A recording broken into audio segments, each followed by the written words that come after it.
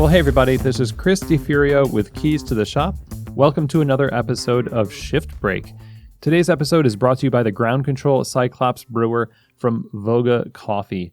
I don't think I'm really overstating that this brewer is revolutionizing batch brew coffee as we know it. Using SCA award-winning technology, it allows you to have control over an incredible range of flavors in your coffee that you previously didn't have access to with traditional batch brewers. But it's not only something that helps elevate your batch brew coffee, it also can create tea, batched iced lattes, batch cold brew. It has a small footprint. It's easy to train your staff on.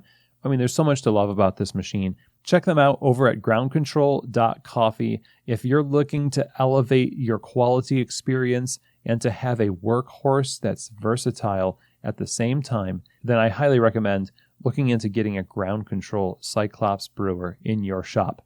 Again, for more information, go visit them over at groundcontrol.coffee. Today's episode is also brought to you by La Marzocco, who has been making espresso machines by hand in Florence since 1927.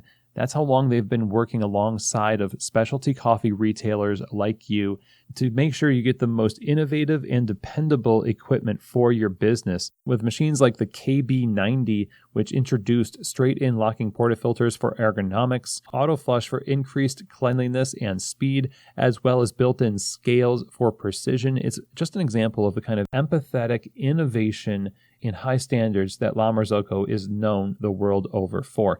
La Marzocco USA is available to help you get the right equipment for your shop. Just reach out to one of their salespeople over at lamarzoccoUSA.com and also check out their website over at lamarzoccoUSA.com. Okay, everyone. Well, today I wanted to talk about a little bit of a thing that I find very prevalent in the industry. I guess that's every shift break. I kind of say this about the topic we're about to discuss. But this has to do with marketing, and it has to do with something that I think just doesn't work very well in the long run, and that's using the idea of exclusivity as a marketing tactic.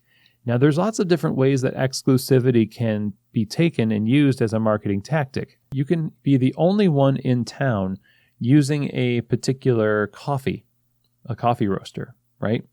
Or you can be the only one in town that has a particular kind of drink. Or you could be the only one in your town who uses a particular ingredient, like a certain kind of chai mix, or let's say a syrup company, or whatever it is. But when you hear the sales pitch for some of this stuff, immediately I think a lot of people think, nobody in our town has this, and because we have it, we will attract all the business. We'll get all the people.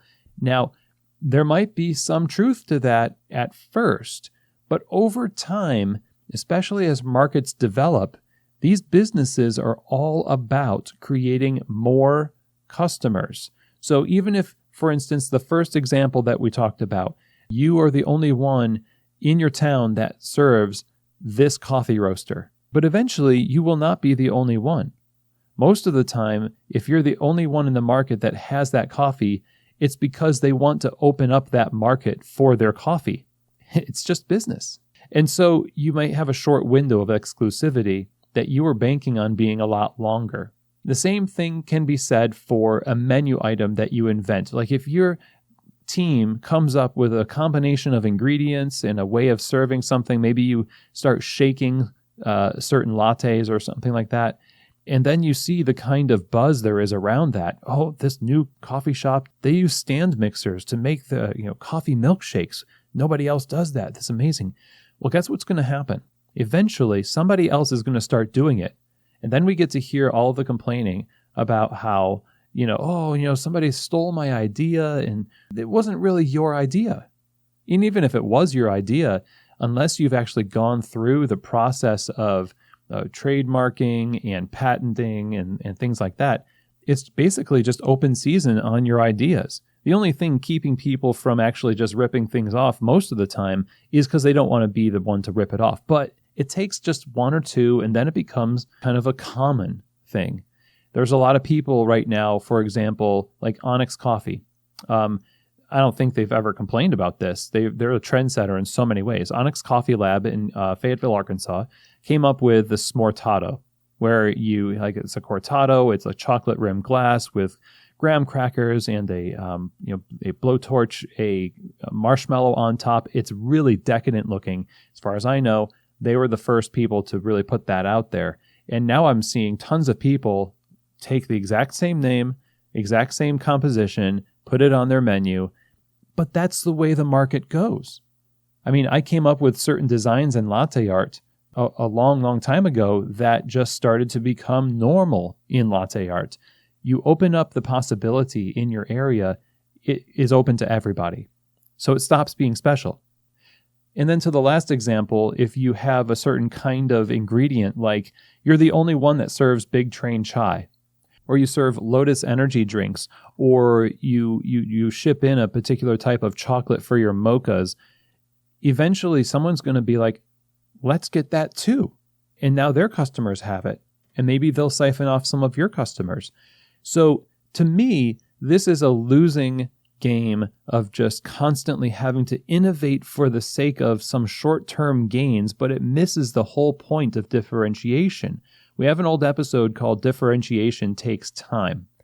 This is kind of the cheap way to try to get differentiation by importing it, by bringing it in from the outside, or creating something that is easily duplicated in some way. Rather than relying on the product or the item itself as the differentiator, you have to rely on how you use those things and who you are as you serve those things as the differentiator. Yes, everybody can use that same kind of mocha sauce, and that's fine. Maybe back in the day, somebody used Ghirardelli chocolate sauce, and they were just like, oh my gosh, we've never seen this before, but now it's pretty much everywhere. And the differentiator for your business is always going to be the quality and consistency of the beverages and the level of service and hospitality you offer.